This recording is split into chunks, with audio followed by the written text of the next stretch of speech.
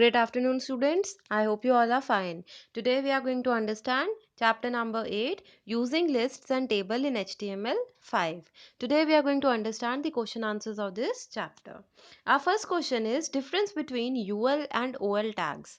देखो आपके जो यूएल है और जो आपके ओएल टैग्स होते हैं उसके अंदर डिफरेंस क्या होता है। यूएल की फुल फॉर्म क्या होती है, अनऑर्डर्ड लिस्ट, और जो ओएल है वो आपका क्या होता है, ऑर्डर्ड लिस्ट। तो यूएल टैग जो होता है वो डिफाइन करता है एक अनऑर्डर्ड लिस्ट को, where the items are not to be displayed in any sequence. जब आपको किसी आइटम का सीक्वेंस ही शो नहीं करना होता, पहली बाद में भी आ सकती है, दूसरी पहले भी आ सकती है, when there is no sequence और your items, in that case we use UL tag. OL tag हम कहाँ डिफाइन करते हैं? Firstly it is use to define an ordered list where the specification या सीक्वेंस जो है इट इज इंपॉर्टेंट। जब आपको एक ऑर्डर फॉलो करना है, एक सीक्वेंस को फॉलो करना है कि after first step only after that we will come to the second item, in that case we are going to use OL tag.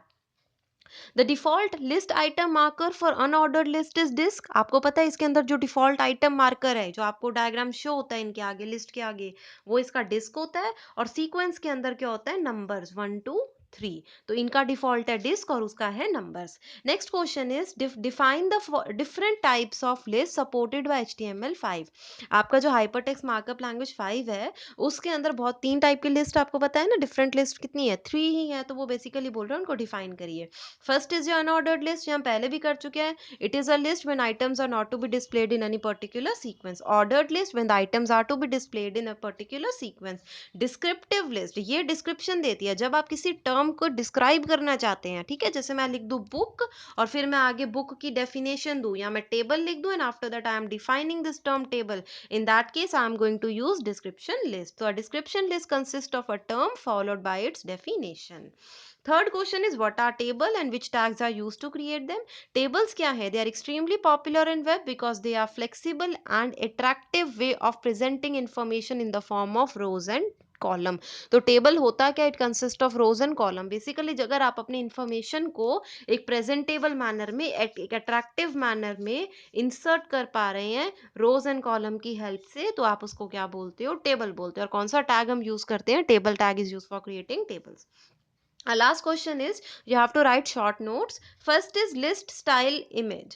तो list style image property करती क्या? It helps in specifying an image as the list item marker. जैसे मैंने आपको बताया था कि आप 1 2 3 लिख सकते हो, डॉट लगा सकते हो। तो अगर आप किसी इमेज को सेट करना चाहते हो इनकी जगह की, जो लिस्ट आइटम मार्कर है वो कोई इमेज आए, कोई पिक्चर आए, तो आप किस प्रॉपर्टी को यूज करोगे? List style image. Next is your list style. List style एक शॉर्ट हैंड प्रॉपर्टी है जहां पे आप लिस्ट की जितनी भी प्रॉपर्टीज है उनको इन वन डेक्लेरेशन लिख सकते हो। आपको बताया था ना, जो लास्ट प्रॉपर्टी होती थी हर एक चीज की, वो लिस्ट नहीं, वो उसकी पर्टिकुलर उसी का नाम होता था। तो जैसे लिस्ट स्टाइल इमेज से सिर्फ तुम इमेज को सेट कर सकते हो, लेकिन लिस्ट स्टाइल से जितनी भी आप प्रॉपर्टीज सेट कर सकते हो वो सारी वन डिक्लेरेशन में डाल सकते हो। ये एक शॉर्ट हैंड प्रॉपर्टी होती है। Last is your image cell. Image cell, sorry, empty cell. Empty cell property helps in specifying whether or not the border and background are to be placed around empty cells. तो empty cell property आपको ये help करती है specify करने में कि क्या आप बॉर्डर और बैकग्राउंड जो है वो प्लेस करना चाहते हो किसी एम्प्टी सेल के।